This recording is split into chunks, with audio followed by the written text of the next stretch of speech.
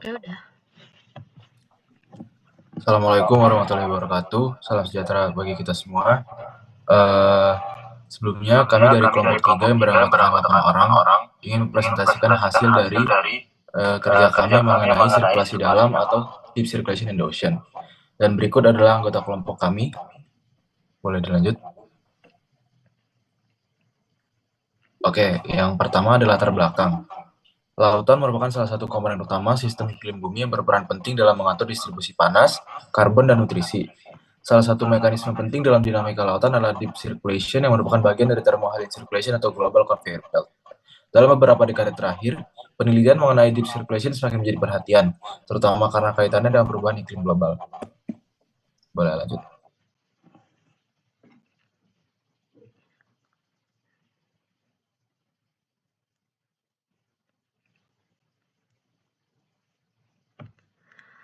Baik, berikutnya ada definisi dari deep circulation. Deep circulation atau sirkulasi dalam adalah sirkulasi massa, di mana sirkulasi massa yang dimaksud adalah sirkulasi massa air yang bergerak dari utara menuju selatan. Sirkulasi ini dipengaruhi oleh suhu air, densitas air, dan salinitas air, di mana ketiga hal tersebut akan membuat air bergerak dari permukaan menuju kedalaman tertentu dengan membawa materi lain seperti kalor, garam, dan oksigen. Sirkulasi dalam ini berbeda dari sirkulasi termohalin yang hanya bekerja berdasarkan densitas dan juga sirkulasi arus balik selatan yang hanya berdasarkan kedalaman tertentu.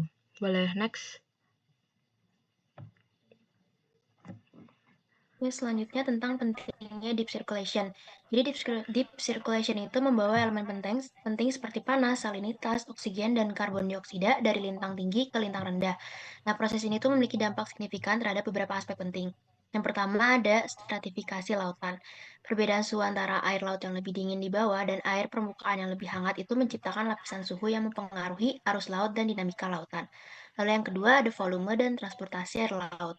Nah, walaupun arus dalam itu lebih lemah, tetapi volume air laut yang terlibat itu sangat besar, sehingga transportasi unsur-unsur penting di lautan terjadi secara global.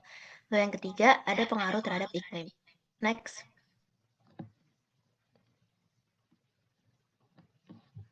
Nah, lautan juga itu membawa sekitar setengah dari panas yang dibutuhkan untuk menjaga suhu bumi. Arus seperti Gulf Stream dan arus Atlantik Utara untuk menghangatkan wilayah Eropa dan Atlantik Utara. Tapi gimana kalau misalnya pembentukan air dalam di Atlantik itu dihentikan? Nah, kalau misalnya dihentikan, transportasi panas ke Atlantik Utara itu akan berkurang dan menyebabkan iklim yang sangat dingin di belahan bumi utara. Next. Selanjutnya, teori mengenai sirkulasi dalam. Pada tahun 1958 hingga 1960, Stommel, Arons, dan Fowler memiliki teori mengenai deep circulation yang didasarkan pada 3 gagasan fundamental.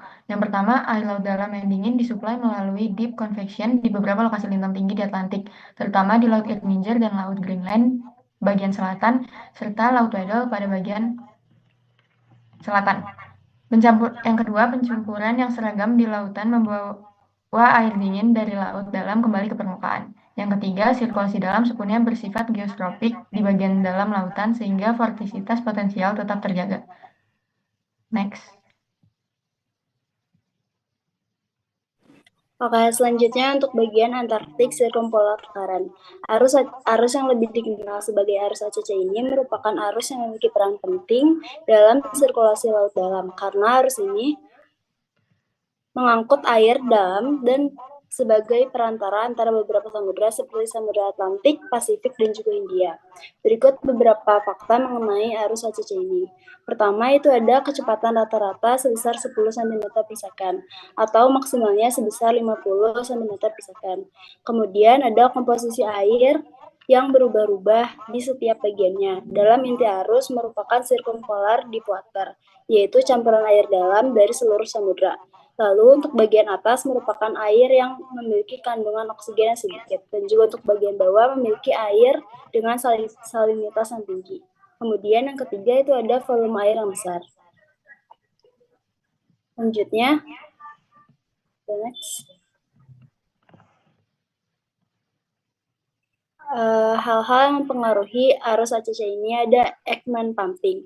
Ekman pumping merupakan proses fisik yang terjadi di lautan yang yang melibatkan gerakan vertikal dari air laut akibat interaksi angin permukaan dan lapisan air di bawahnya. Kemudian ada topographic steering dan juga angin barat.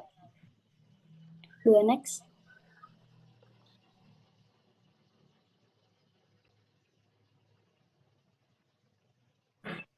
Selanjutnya, observation deep circulation.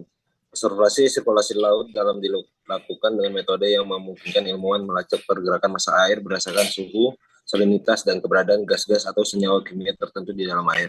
Salah satu metode observasi utama adalah dengan menggunakan pengukuran langsung arus laut melalui alat seperti arus meter.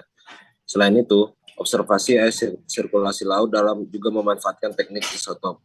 Metode observasi ini menghasilkan data yang stabil dan dapat diandalkan untuk pemetaan arus laut dalam. Di Indonesia, observasi arus laut dalam seperti air Lindo dilakukan melalui jalur utama seperti Selat Makassar dan Laut Maluku. Next.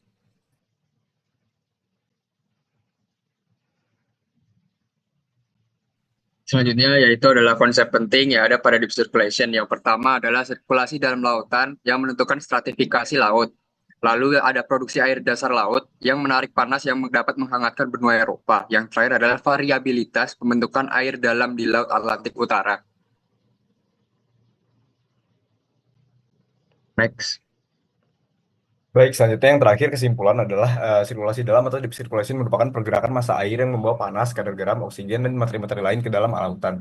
Lalu yang kedua berdampak terhadap volume, lapisan suhu, dan iklim bumi. Nah, deep circulation ini berpindah dari lintang tinggi ke lintang rendah dan berbeda dengan siklus termohalin serta siklus arus balik selatan. Nah, berpindah air laut dari permukaan ke dalam lautan ini disebabkan oleh deep circulation.